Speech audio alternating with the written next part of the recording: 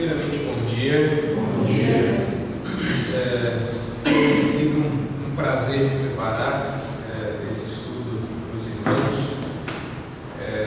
Eu fico muito lisonjeado com o convite e agradeço ao senhor a oportunidade de poder compartilhar um assunto que vem ocupando a minha mente tão intensamente, uma vez que ele é o objeto de estudo da minha dissertação, da formação do meu mestrado.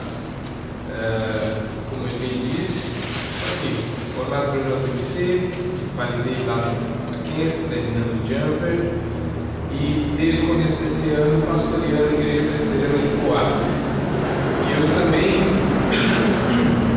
pelo que eu vou exortar os irmãos a fazerem de agora para o futuro, já venho, além de pastoreando a igreja, abrindo o gabinete pastoral para atendimento e aconselhamento. Esse já é o 4º ano que eu faço isso, que tanto as pessoas da igreja quanto as pessoas da comunidade, quando indicadas e interessadas em fazer aconselhamento bíblico, têm tido a oportunidade de me procurar.